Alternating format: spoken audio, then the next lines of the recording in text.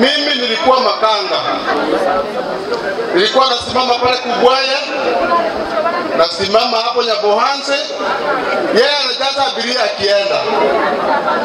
Kabla mimi nitoa mchango, kwa sababu leo sitaongea siasa sana, ningeomba madereva watusindikize jamani.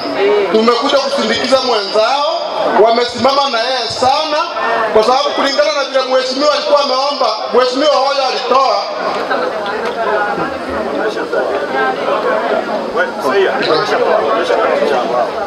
Nasema hawakuninyima nafasi, jua ndio ilikuwa kali nikatoka kidogo. Good. Kwa hivyo mimi nimeokoa jua na 10,000, si ndio? Good. Na pengine nimetoa hiyo nafasi. Kuna wengi wameguswa, si ndio? Na sio wanasiasa. Simu niletee Katombo hapa, pengine kuna ile ameguswa. Hata 200. Nikuone kama inaweza fika hiyo 100,000. Kwani ngumu? Si tumekuja kuokoa.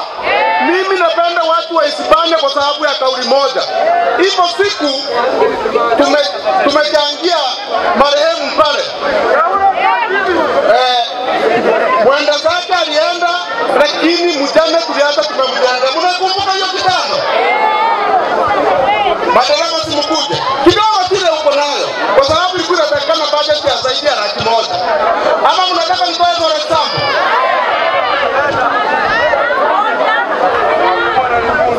Akaka nashikana.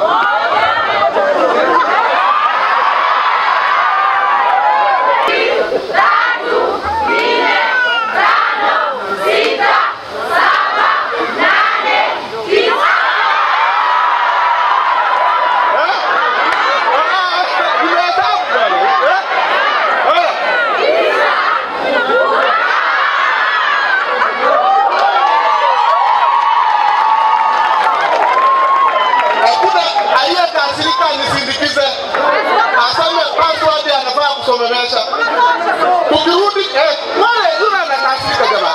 Nisikilize. Mtoto nyumbani. Asante sana. Wewe mkuje bwana. Asante sana kwa kamera. Mimi baba mdogo, asante sana. Asante.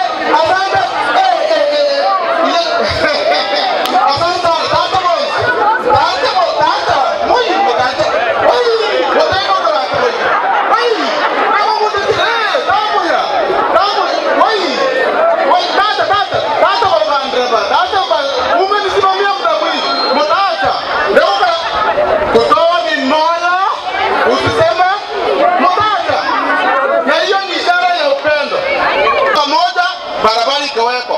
Wanya nataka petition ya kuja nimpee iko kwa nyumba. Tuko na kopi. Amu uende kwa Kisiri Daniel. Wakati tunapigana chini ya maji, wengine wanakuja kupiga kifua. Unaleta barabara. Hii barabara yote kiangalia ile Isima. Si kuna ile barabara nyingine huko Nyamwini.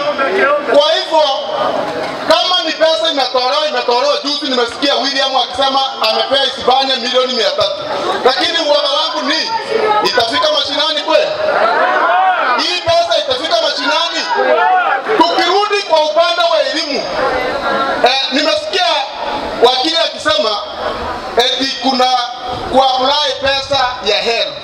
Mtu asidanganye mwingine. Mimi hata kuna msichana wangu saa hii ni mwaka wa 2 hajapewa hata ndururu.